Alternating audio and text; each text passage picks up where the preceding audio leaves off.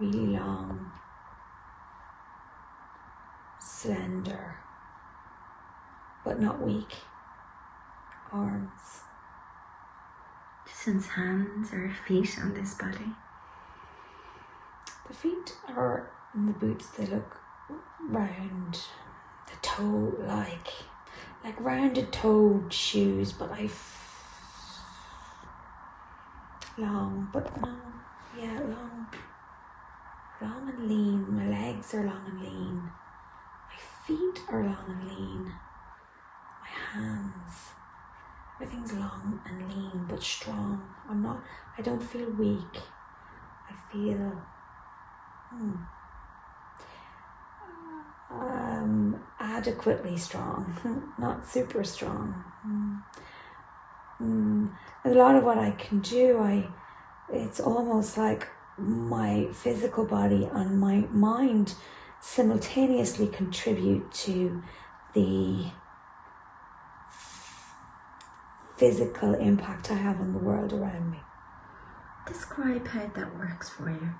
Your mind and your energy in the physical body contributing to around you.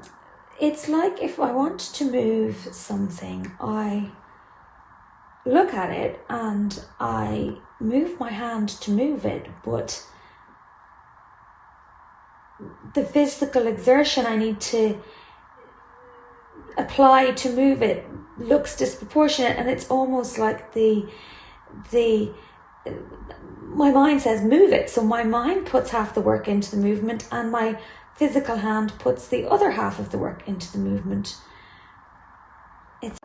This is a first mission. This is like a scouting mission. We are looking to gather samples of the materials, gather samples of the ground and vegetation that may be here, although we see no vegetation.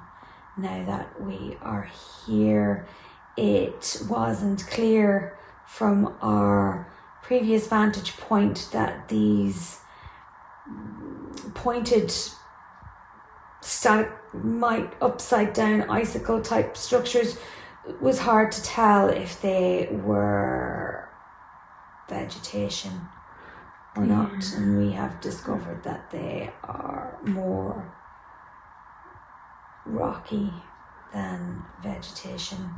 So you wanted to see if this could support life. And what's your conclusions, your findings now? Do you realise these structures are more rock than vegetation?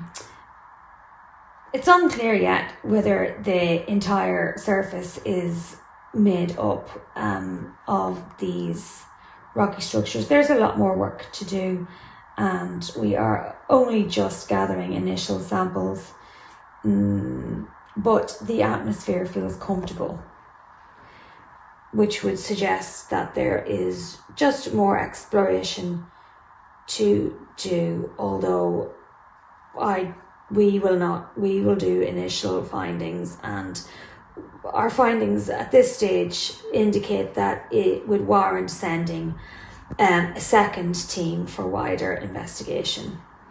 Tell me where in the solar system this is. Is it on its own, or is there other planets? This is not in the solar system that Earth is in. This is elsewhere. Tell me about the atmosphere around you on this scouting trip. What you see or sense if you look up.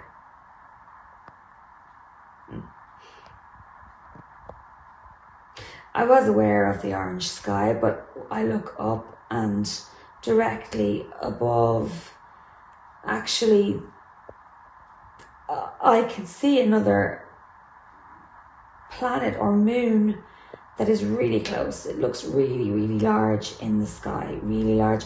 And almost when I look to this part, it's like the sky it almost becomes bluey when I look directly up. It's like the orange that I saw in the distance is the atmosphere here.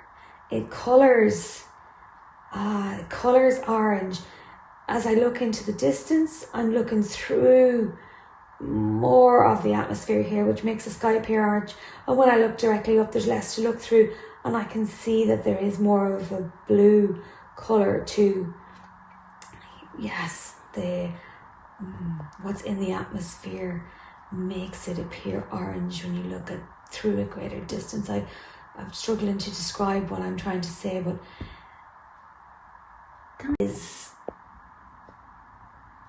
not rigid in its form, although we can choose for it to be rigid. I think probably in terms of the appearance of this ship would to you maybe appear like Mercury, the metal. But Mercury is defined by a different set of rules. This ship can change form and dimension at will and as required, and when we exist inside this ship, it's not like we exist when we're on the planet in a very set physical form. When we exist inside the ship, it's like as the ship, it's like the physics of our bodies are different. The chemistry of our bodies are different as the ship changes and morphs, as do we. And the movement of the ship is almost like telepathy. When the ship decides it wants to be somewhere, we can suddenly, in a very short and sharp jolt of time, move vast distances.